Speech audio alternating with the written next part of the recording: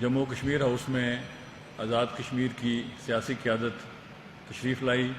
All parties conference کا انعقاد عمل میں لایا گیا. آل پارٹیز کانفرنس میں آپریشن مارکہ حق کی کامیابی کے حوالے سے مقبوضہ جموں کشمیر اور آزاد کشمیر کے حوالے سے مختلف امور پر گفت و شنید ہوئی اور بائیں میں اتفاق رائے سے جو مشترکہ اعلامیہ ہیں وہ ترتیب دیا گیا، جو آپ کے سامنے سابق وزیر اعظم مسلم لیگ نون کے رہنما راجہ فاروق حیدر صاحب پیش کریں گے.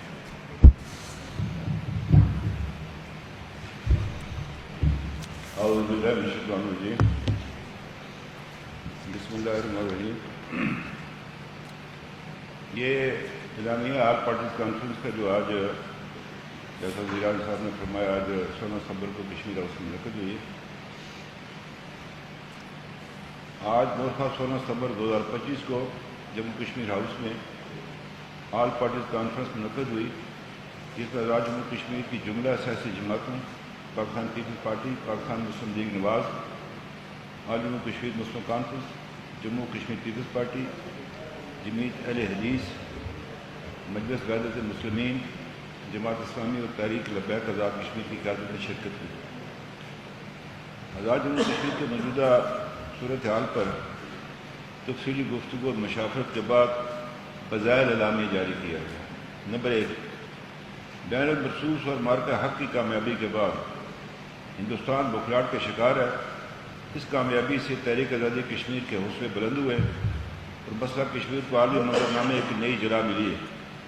ہندوستان اپنی خفت کو چھپانے کے لیے مملکت پاکستان کے دیگر صوبوں بالخصوص بلوچستان کی طرز پر آزاد کشمیر کو سیاسی نظریاتی طور پر عدم استحکام کا شکار کرنے کی طرف ہے.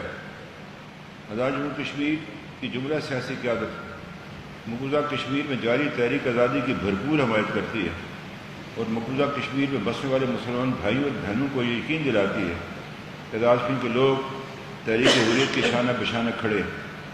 آزاد کشمیر کے حالات کو خراب کرنے کے لیے جو سائفر منظر عام پر ہے، یہ ہے وہ سائفر. یہ 2 ستمبر 2023 سے یہ جاری ہے. یہ سازش کا انکشاف ہوا. یہ اس کا ہے جناب، یہ permanent mission of India Geneva, اس کی کیبل ہے، اس کی تار، یہ اس کی ہے، یہ ٹیلی گرام اس کی، یہ ہے جی، یہ ہے وہ.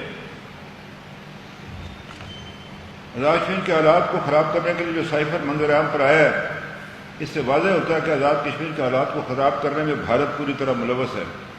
تمام سیاسی جماعتیں اس گناہی سازش کی بھرپور مذمت کرتی ہیں اور اس عزم کا اعادہ کرتی ہیں کہ آزاد کشمیر کے حالات کو خراب کرنے کی کسی بھی سازش کا ڈٹ کر مقابلہ کیا جائے گا. نمبر 4، تمام سیاسی جماعتیں مفاد عامہ آزاد کشمیر کے لوگوں کے مسائل کے حل کے لیے اپنی کاوشیں جاری رکھیں گے. ہندوستان کی سہولت کاری کے نتیجے میں وجود میں آنے والی کسی بھی دیگر فورم یا پریشر گروپ کو مفاد عامہ کے فیصلے کا اختیار نہیں دیا جائے گا. نمبر 5، اجلاس میں فیصلہ کیا گیا کہ 31 ستمبر سے تمام سیاسی جماعتیں مقبوضہ کشمیر کے عوام اور مسلح افواج پاکستان سے اظہار یکجہتی کے لیے عوامی رابطہ مہم شروع کریں گی. اس سلسلے میں پہلا جلسہ عام 21 ستمبر بروز اتوار راولہ کوٹ، جبکہ 22 ستمبر کو بروز پیر باغ میں منعقد کیا جا رہا ہے، جس میں تمام سیاسی جماعتوں کے قائدین خطاب فرمائیں گے. یہ ہے جی وہ مشترکہ اعلامیہ.